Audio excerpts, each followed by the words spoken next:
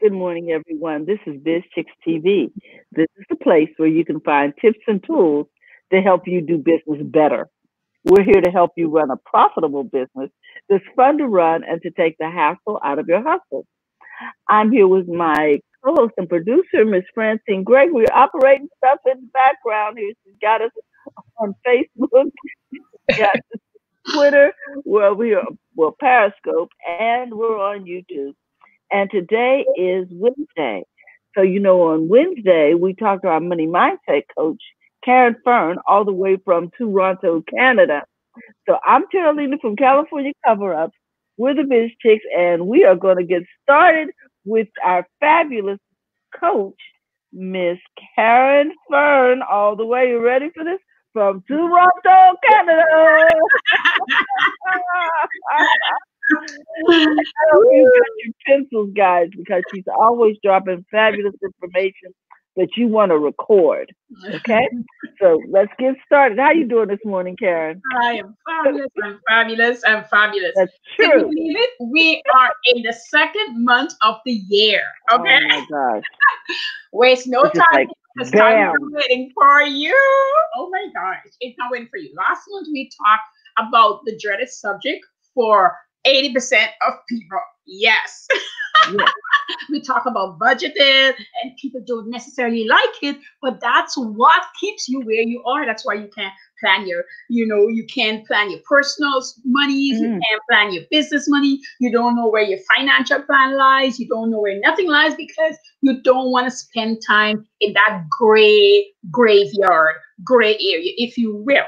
It is only that because you made it so. The minute you turn on the bulb and you turn on that light bulb, by going hmm in deep and see what's happening in that mess. Whatever's happening, it's fixable. It's just happening. Just understand. And it's so temporary that once you fix it, you're like, why did I take so long? This is doable.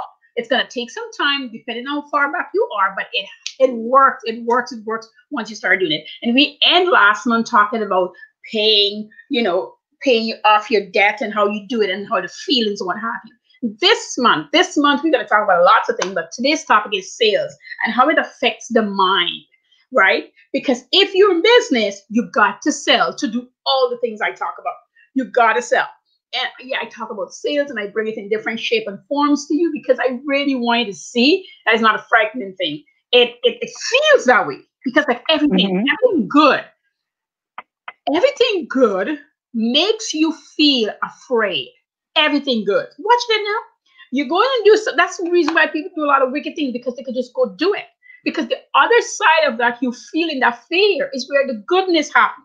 You just have to get through it. You got to walk with it, walk with that fear and get over it. You ever walk on the road and there's a dark patch and you're so worried about that dark patch, but the minute you pass through that dark patch, you're like, God, I can't believe what's on the other side. It's so beautiful. What was I fussing about? This is where I'm at. What am I fussing about? This is where I'm at. And that's why you have to see your business in terms of sale and what it does for the mind, because the mind start going crazy when you're thinking you cannot sell mm. what it is you say you're going to sell.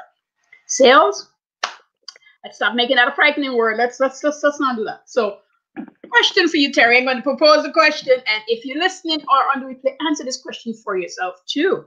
It's a bit long, the first one. What does the word means to you? Like, what does the sale words mean to you, and how does it make you feel when you think about Mm. sales? Well, do you want my answer? Yeah. Sales makes me feel like I'm trying to convince somebody they need something. So I prefer to serve up a gift, and if they want it, that's well and good. If they don't, that's well and good. But the idea of sales makes me feel brings up yes, has it, what does it? It brings up the feelings of a used car salesman. What do I have to do to get you in this today? Don't let me get you off this lot. Don't you think the kids are going to love these cup holders? Wait a minute. That image had painted such a better picture in so many people's mind. And the truth is, sales is never like that. Sales is like that to what to some. I mean, I've been in car dealership where I left and I like wanted a shower. I agree. But I've been in some where I was like, the guy's literally saying to me, don't buy the car today, go away and think about it. Figure out if this is the car for you. No, that's the kind of salesman I like, because he's saying to me, Mm-hmm. this is a big purchase. And I want you to be sure this is what you want to purchase. Here's all the deals. Mm-hmm. Go check it out. Talk to whoever you need to talk to and see where you need to be. And those kind of people bring a warmness to my heart, because I know they're out there. And I know a lot of us small business owners are like that. But the reason sales is so important is because if you're all warm and cozy, but you still didn't close, you didn't do business, and you got to close. Mm-hmm. Close don't have to be harsh. It just has to be the way it's supposed to be for this specific thing that you're helping somebody to achieve. We're selling so that we can help people to achieve something. We're selling to help people to learn something. We're selling to make people feel good about something. We're selling because we're going to help somebody make a boost of themselves when they get it. So once we understand why we're selling this product or service and how it's going to enhance the receiver, then selling shouldn't feel icky to you. And if it is feeling icky to you still after going through all this process, give you a little trick. You get yourself and you sell yourself something in the mirror that you would sell to somebody else. Describe it and see how you feel. I want to warn you, who you're selling to, unless the person is exactly like you, is never going to respond like you will. That's the first thing. They never do. So all the fear that you've been stacking up has nothing to do with the people that you're going to sell to. It really doesn't, but you project it. And once you project it, it comes right back to you. The reason for the mirror, because of the reflection. Everything you project. I was telling a young lady, I said, she was talking about getting into business and leaving her job. And I said to her, we were at a function, and I said to her, any bet, when you start selling and you start discounting in the same breath, and you never made a sale. And she says, how did you know? I said, because you offered a product, you told them about the 20% discount, you never give them a chance to take a breath, and then she discounted even further. And then over time, that she wasn't really selling. She got frustrated and she started feeling like she's not a good sales rep. She didn't know how to sell. But the truth was, she was putting everything together. She wasn't giving it time to season and marinate. Think about the chicken. You bring it home, you wash it out. For us, it's either lemon or something. We must wash our chicken. Then we season it up, leave it, let it get to marinate and what have you. And then we cook it however we choose to. It's the same thing with sales. Sales starts off with whatever it is, the end goal in mind, though. And usually, same thing for the chicken. When you leave to get your chicken, if you are doing all the things we talked about earlier, budgeting and doing all this stuff, you know what you're cooking. So when you come home, you know that you'll be making fried rice, you'll be making baked chicken, you know what you'll be making. So all the steps leading up to the food, you have to have in advance. So same goes for the sale. You know what it is you're going to deliver. And you need to sit with this. And this sometimes make people nervous, because they're like, I know what's the big picture, but how do I break it down? How do I break it down? I know that I want to sell, this specific thing, but how do I break it down to sell it to the person? And all it is really taking the time. Time is so important for you to take with your product and your services so that you understand it, so you can talk to somebody inside out. I'll tell you this. The first time I sold my cleaning services to people I didn't know, just from the newspaper, the ad, the lady called me, and she started talking to me about her home. And I was feeling the fear come up inside of me. And I literally decided she was my friend. So I started to talk to her like someone I knew already. So before we got into anything, I asked her how she was doing, how her day was going, and why she thinks she needed the help. And some people say, well, if you tell her that, she can figure out she don't need the help. But I ask her, why does she think she needs somebody to come in? This could have sounded like I don't want her, but I want her to be comfortable to see if it's really a fit, if she really needs the service. And it's okay if she said no, because then we both wouldn't be there. She's uncomfortable. She doesn't want to pay the price, and she's not feeling satisfied. Through the conversation, I learned she had an accident. I learned, she couldn't do a lot of things. She got fatigued really easily, and she felt she didn't go into detail, but we were able to talk about her feeling and that she had cleaning service in there before, and they took advantage of her. But through the Mm. conversation, it's allowed us to go there. And then I said to her, I'll give you a couple of days. And she said right away, no, you don't need to give me a couple of days. If you want to come see me, I'm available Saturday morning. Okay. And I told her everything she needs to go out and have ready. But because I made her feel comfortable, because I made her feel that she didn't need to buy the service if she didn't want to buy the service, Mm-hmm. Mm-hmm. she really and truly automatically wanted to buy the service because she knew when she called me she wanted to, but she wanted to feel heard. She wanted somebody to care about her home. She wanted to tell me the state it was in so I don't feel surprised when I get there. Mm. She Well, wanted to not be judged. we have a comment here from Brenna. I think that Hi, Brenna. ties into that. She says, sales makes me feel like I'm sharing something I'm passionate about and grateful for the communication. Now, Yes, that's a whole different set of feelings, Brenna. hmm Yeah. yeah. Okay. And sometimes we have to grow into that feeling, right? And we have to go into Mm-hmm. that feeling. The other thing about the feeling is to when you get the sale and somebody say yes to you, be grateful for it. Explain to yourself why you're worthy of it. This is the other part about sales. Because sometimes we Mm-hmm. hurry up and get a lot of sales, but we don't go into that grateful part. We don't go into understanding how this is going to make our lives better and their lives better. And I say this not to knock anybody, but it's easy to just dismiss it to get to the next sale. But I want you to spend some time in the gratefulness of that sale and how you're going to serve that customer once you get the sale. Well, I know that as a customer, I don't want to feel like the person has already moved on to the next sale and they haven't even rung me up yet. Thank you. You know what I mean? Yes. They're looking like, I'm going to get to you. Can you wait a minute? Now, wait a minute. I already purchased something Right? and you're putting me on hold for a possibility and we haven't finished our conversation. You don't know if I want something else. Exactly.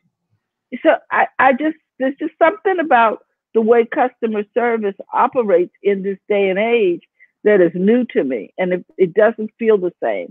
So I think that when we are working with our customers, if we take the attitude of I'm serving up a gift to you, and I'm not done until you open that gift,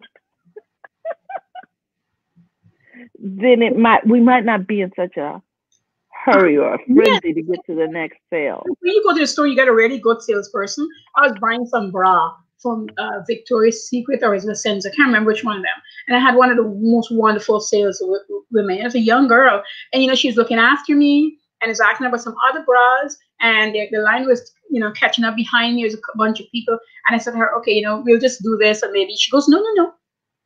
I'm tending to you. I'm looking after you. Let's talk about what else you need. If you need me to go get something else, we'll do that. Somebody else will tend to them, but I'm looking after you." And I felt so nice that, she was paying attention to me, paying attention to Yes. what I need. I was debating between the 2 or the 3 bra. Should I get the 3rd bra? Would I do what I wanted in the back? And so that was a conversation we were having. And she was so pleasant about it. She said, if you don't take your time, you're just going to bring it back. You're at the right place. You get to wear it. You get to see how it fit. I got to make sure that everything works in the back. So it will work with your dress. I like when people bring in their dress so we can get the right bra to fit the dress. I mean, the conversation was good. She was Mm-hmm. so pleasant and so nice. And the lady behind me, even though the other cashier was calling people over, she never left. And when I was walking, she says, I'm not moving from this girl because this is the kind of service I want. Exactly. And when you come back in, who are you going to ask for? You exactly. You're going to be looking for her. Exactly. I've been there a few times and that's who I'm looking for. Because when she's so pleasant, helping you on the floor, and if she's going to cash you out. And if she didn't cash you out, she take you to the cashier and she says, look after my client. Mm. And I think that this is what Brenna is calling sales etiquette. Yeah, Yeah. good sales etiquette. Yeah. Yeah. Hmm. And Yeah. online is no different from in person. Sometimes online we think we can't, or like in a group I am, my cleaning group, people talk about the follow up is too much for people and what have you. There's a lot of silent people that you serve at times. And so you might send them a follow up to tell you if your service was good, and they mightn't get back to you right away. But don't discount those people because they might have read it. A child might have needed their attention, something happening in the kitchen, and they didn't get a chance to answer that email. But Mm. they're looking and they know what kind of service provider they have. So that doesn't mean you stop doing it. Or even if you have one client Hmm. that is not good that way, you want to still do what you're doing. That's why you have to run a company from your integrity, your passion. You can't let people move you from who you are to make the money. You can't make people move you. And that's why everything I talk about really starts with you as a person. When you as a person understand who you are, people could be jumping up over there and you are just watching them jump because you're like, this is who I am.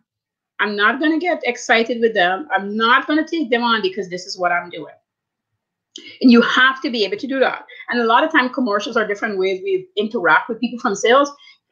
If we weren't in sales at the time, when we do get into sales, we bring that with us. So the first thing that Mm. comes to mind is I don't want to sell because, you know, and I'm not going to sit here and say that I wasn't afraid when I first started selling. Oh my God. I didn't think I could sell.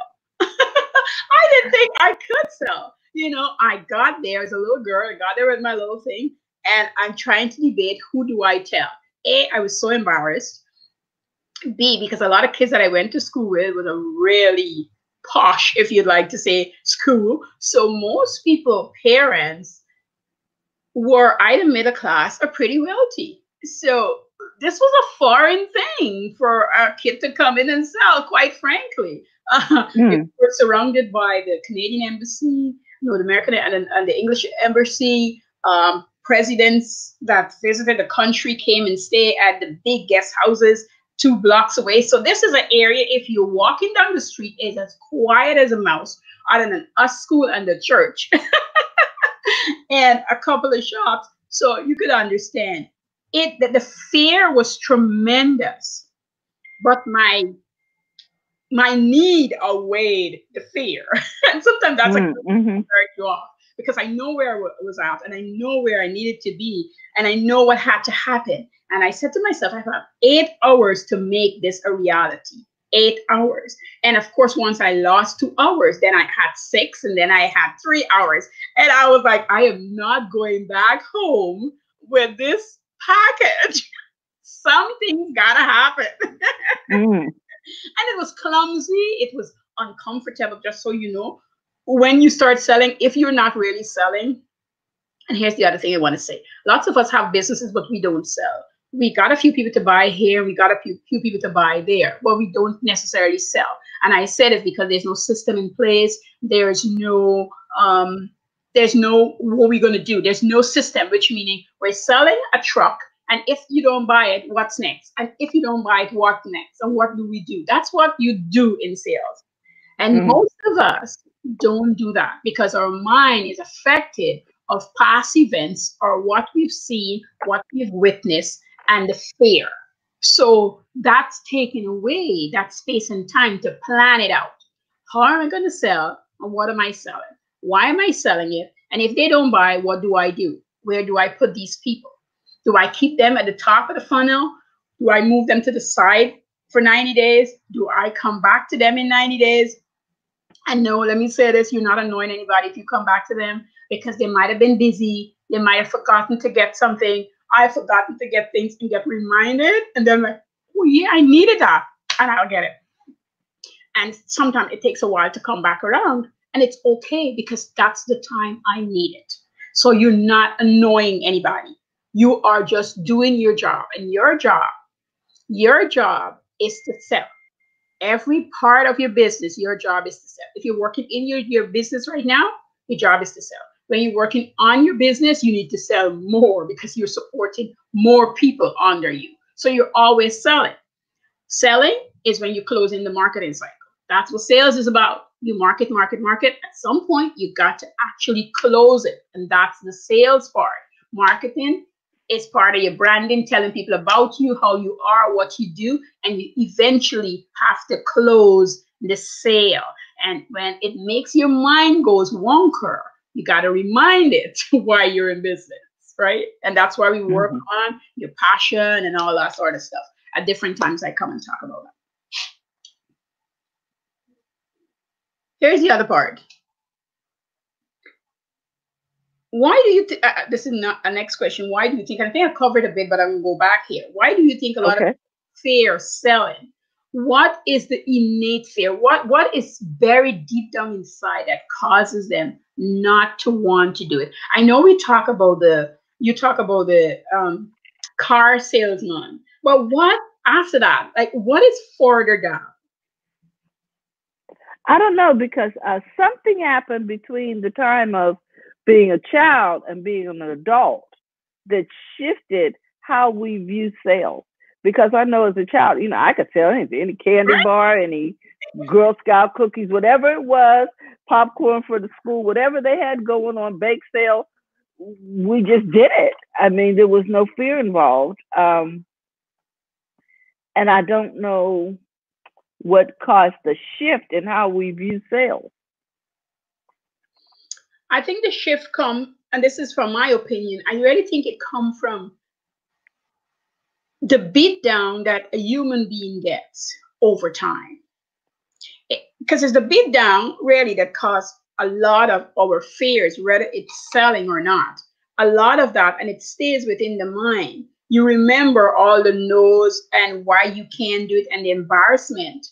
And even if you're not a person who look at other people, people come and say to you, you sure you want to do this? And then you start questioning yourself and you develop a different kind of fear. I know for me, when I opened my cleaning company, I had friends who feel it necessary to not call, but stop by to investigate. Why would I open such a dreaded business? Because it means I have to go clean. And they didn't tell me in plain words, but what they were describing is I'm beyond cleaning somebody's house. I'm educated. Why would I, in other words, get myself to that level in their eyes? This is not my trouble. This is their Hmm. fear to go on my knees and clean somebody's toilet. Mind you, those same people come to me for things. But you see, they're looking at what somebody will tell them. What they're looking at how they'll be looked upon. And that Hmm. fear is stopping them from doing better things in their lives. Because I enjoy cleaning, by the way. I don't have to clean anymore, but I actually enjoy it. Cleaning brings something to my mind. It brings up new ideas. If I was Hmm. stuck, I would clean my house from top to bottom. And boy, do I need pen and paper as I clean because it rolls off my hand. And that's just me. Everybody's got their thing, but the shower, anything in the bathroom, anything with water, but also cleaning. I find when I am moving in that rhythm, there's this place. I mean, yeah, I'm at peace or I'm just so involved in what I'm doing that great ideas surface. And sometimes I have to really pause and get down to it because it will just flow. You Mm. will find your inspiration in weird places. We all do. At different times, you're like doing something that has nothing to do with nothing. And next thing you know, you've got this real great idea. Now, if you pause, and you don't even have to write, but if you would pause and feel it through, it's like writing a whole chapter in a book or a whole essay. If you would just pause once the idea is formulated in your mind. So I remember once I was cleaning this lady house and I had this idea of how I would systemize something. And I keep questioning it and I keep questioning it. And then I sat there, I just got pen and paper and I wrote out this whole thing. And then I come home and I implement it. That's the other thing. You Hmm. implement it right away, even if it's not for anybody else, but for yourself. And so the next time I visited, I was able to go back and follow what I decided I needed to do. And once I was able to follow it, then I was able to train somebody from it. Because at the time I had never trained anybody and I wanted them to Uh-huh. certain way. So it allowed me to now see how it's done, the timeline, everything. Even if the person was slower than me, I can give them extra time, but I can bring them up to this part. But if I didn't take a break, write it down, I know for me, I was not going to be able to take that, all that detail, if you will, and do what I did with it and form what I formed with it.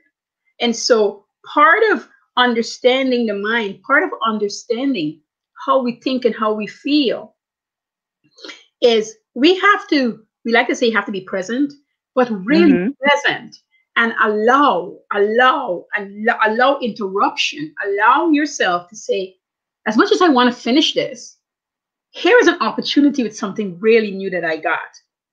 Let me take a break and write it down. Now, if you're a Mm. note taker and you're good at just writing little notes and being able to come and elaborate later, it comes back. But that initial, you really want to pause and get it written down. Because later we always say, oh my God, I had this great idea, but I can't remember what it was. See, if you had That's written down true. little, just a little thing, it's just like something at the side here. What do I want to do with this? And you come back and you read it, the thought appears again. Mind you, it mightn't come back the way it did first, but it still appear. If you wait long enough, it starts to come. It starts tumbling down. People don't even realize that the amount of things you want to do, it's all inside of you to do, first of all. So once you give it enough time, you can do it. So if you know you want to make sales, like we're talking about sales today, let's talk a little about how it affects the mind. If you say to yourself, I want to make $10,000 this month, the Mm-hmm. first question is going to say to you, how? And everything that is not true is going to pop up because you're Mm. sitting there asking about it. And so you need to write it down. Don't dismiss it and say, well, I don't want to hear negative. Listen to it. Everything that wouldn't work will pop up. It's okay. Write it down. Okay. It's written down. Now go about your day and keep asking the same question. And as you ask the same question, new things will come. Some negative, Mm. some positive, some negative, some positive. Wait, hold on. Keep asking because at some point within the day or two, the right answers start coming. They don't look like the way you think they're going to look. It's Mm. not going to show up like where you think you're going to show up. You know, in my mind, this is how I think. I got to sell two of this, three of that, and that, and that, and then that's going to make sense. That's how my mind works. And so if I'm focused on waiting for that to happen, it doesn't happen that way.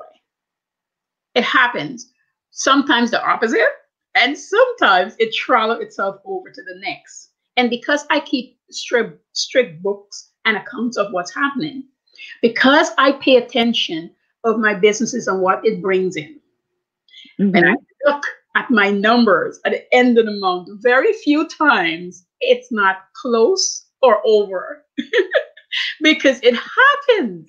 But it doesn't happen maybe how I set it up in terms of how many units need to be sold. But something over here might be more, and something over here might be less. But I'm still aiming for that number, so that number still happens. And Mm. that's what's happening in my mind because I'm asking myself the question. I'm allowing the negative to happen. I'm not fighting it. I'm allowing the positive to happen. At this point, I don't even do that anymore. I can literally say, I'm just going to allow however it's supposed to reveal itself. Let it happen. And I'm going to go to work. This is the other part. You can't just ask for it and stand still and do nothing. And that's why we like journaling, us journaling people. It's like when it's supposed to happen, you just watch it happen. Journaling, you know, most people who journal in your mind first and then you write it down. There's a lot of thoughts that happen, but over time you write it down. Journaling can sound, cumbersome. It can sound like a lot of work. It can sound like you're wasting a lot of time, but you're really getting rid of things that is clouding your mind.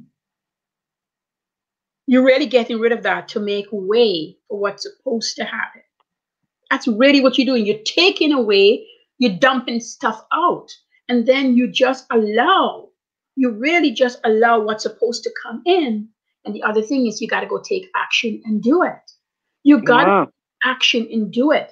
And the action usually, most times, is not lined up as how we want it to, but it's lining up.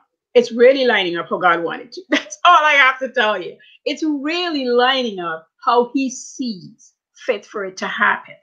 I can't tell you how many times I'd want to have a certain amount of dollar by a Saturday, and I would say, this is what I need, this is what I want, and I go about my business doing what I gotta do. You can be sitting still just waiting on it to happen and expecting it to jump out. When people say they manifest money, I wish they'll go into more details, or maybe the paid service do go into details telling people what they mean. But it honestly, you got to spend a good chunk of time getting rid of the negative that's going to visit you. Not might, it is going to visit you and tell you why you can't and how it's not going to happen. And it never visits you and say, well, Caren, you can't make that money. No, here's how it visits you. It gets you busy so that your mind stops thinking about what the process is there and you do other things. So it steps in my case, where, I got things planned and my daughter might say, could you watch Athena? Or my son would say, could you watch Max? Or something happened. So I'm pulling in these different areas so I can stay focused. My job, because at this point I notice my job is to say, let me check and see if I can fit that in. And I get to say to the person or my family member or even a client, if it doesn't align, no, we can't do that day. We'll have to take it over to next week. Because the distraction is never just so you can recognize it quickly. The distraction, over time you will. So, but the distraction is so subtle that you don't even realize it happened. It's happening. I remember once I was looking for we had 2 back-to-back big cleans coming in, and those cleans were over $1,500. And we got the sidetrack came in with little cleans or regular clients who wanted to switch days and time to take away workers from those big cleans that we have spent time, setting up and having everybody be able to be there on time and do what we have to do. And I did it once, and I was like, that's a distraction. We can't do that. There's this show called Restaurant Makeover. Years ago, they used to have. Yes. They hire us a couple of times, and that's because we were on our game. When they called and their cleaners couldn't show up, and we were able to say yes, negotiate a price. I was able to get the guys and said, this is where we go in at 10 o'clock in the night. Got 4 people ready to go. If I had dispersed them to the other area, I wouldn't get that deal. I wouldn't have been able to do that in my business. So those are things you have to really pay attention to. We talk about alignment. It is important. You can't jump around for sales because it's a sale if it's not in line with what you set out and supposed to be. Those are your little distractions, those are little tests. Those are the little liars that just sneak into your ear loops and just tell you, well, yes, remember you say you want $500? Well, this is the way to get it. But what if it has nothing to do with what you set up to do? Don't go do that sale. It's a distraction. And you're taken away from your goal. So instead of you making the $10,000, yeah, you did make 500, but you're nowhere close to the 10,000 because you got sidetracked. So we need to focus. Stay focused. Stay focused. Fear will make you not want to stay focused. Fear will try to pull things away from you. And fear, it doesn't ever, as I always say, it doesn't ever come where it's so frightening. It comes dressed up really beautiful. It comes dressed up really beautiful. I was looking forward to a certain dollar amount once, and I remember I got a catering gig, and the girl said to me straight up, we'll pay $2,000 for the deal. But it wasn't meeting my number. And I said to her, next Saturday would be great, but this Saturday it wouldn't. And in my head, I could hear me screaming, but it's closer. At least you're $2,000 closer to what you wanted. What's the big deal, And I answer myself, the big deal is I'll be in the kitchen for 2 full days. The big deal is I have to go get people to come help me. The big deal is I'm going to be investing anywhere from $500 to $700 to get the $2,000. And it wouldn't be $2,000 because I only end up with $1,300, and not even $1,300 because I got to pay for transportation. I went through the whole gamut with myself. And when I finished breaking it down, that true profit would have been around $1,100. I was able to quiet that noise that was insisting that this was the way to go. Yes, that's good. Wow. You got to pay attention. So today we cover sales and how it affects the mind. And yes, I talk about quite a few things, but you really got to pay attention. You have to understand where the fear is coming from and look at the surface and then go a little deeper. Keep finding out what is holding you back. What makes you so afraid? Forget funnels, forget, social media and all that. You really need to find out what is the fear, because that fear base is holding everything from happening. I know you can find other areas to blame, but that's really holding you back, because if you don't know that core, then could you imagine you can't grow the business? You got to figure it Well, out. I think a lot of times people are fearful because they don't know the language, and every time they turn on a show or read a book or do something, here's something new allegedly that they don't know, and so they feel, well, I just don't know what to do. You know what I'm saying? I don't know enough information, so they spend time constantly educating themselves and never making a move. Hmm. I need to know more. I need to know more. Make a move. You're not failing. Make a move, because I mean you learned something. Make a move. I've had people who said to me, Karen, you don't know which way you're going. You're always doing a whole bunch of things. Yes, but I'm always doing. That's the thing. Hmm. I'm always doing. I know it sits with it. I read a book. You better believe it. There's pen and paper. There's little cards next to the book, and I'm jotting down notes. And I use my books like a textbook. What do I get out of it? How am I going to use that? Hmm. Is that valuable to share to somebody else who don't want to read the whole book? I'll tell the people where I get the information from. I have no problem saying, hey, I read a good book on sales. You might want to read it. You don't want to read it. Here's what I got out of it. Here's how it can help you. The salesperson talk about something different, but it's still the same valuable thing for us as a business owner. You might Hmm. be selling real estate. I might be selling cleaning services. You might be selling staging. It's still important. It's still sales. Hmm. We still customer service. That's really service-based people. So it still works. That's why it's important. You got to really be thinking, how do I bring money into my business? How do my business stay positively cash flowing? Because there's times when it doesn't make as much you want. There's time deals are going to fall through. You can get all the papers signed. Everybody's going to be good to go. And then something happened and you won't get the sale. How do I recover from that sale? We'll talk about those sort of things throughout this month. How do I recover from a sale? How do I take people through the sales pipeline and the feeling that goes along with it? Because I really want people to not be stuck. I'm doing this early. I do sales a couple times in the year. And I like doing it early in the year, right after budget, because the sales allow you to be able to make the money. And I want to see people shine throughout the year. Mm. That's All what right. Well, okay, guys. No fear. No fear. So, oh even my goodness. if fair, walk through it. Walk through it. It's just hard initially. Walk through it. Trust me on this one. Okay. So now, Coach, if we're looking for you online, where do we find you? You find me on Facebook, Coach Caren, Profit in Daily. My new group, you can come join us there. It's Island Girl Hustle. Okay. I just switched the name. Twitter, everywhere. Profit in Daily. People need, so many people are just going back to work because their businesses are not making money. And one of the reasons is they're afraid to sell. Not send people a message and sell something. No, they're afraid to truly sell, which means they have to talk to people. Okay. All right, guys. Look for Coach Caren under Profiting Daily over there on Facebook, Twitter, Instagram. Yep. That's Karen with a C. Yes. Coach Caren with a C.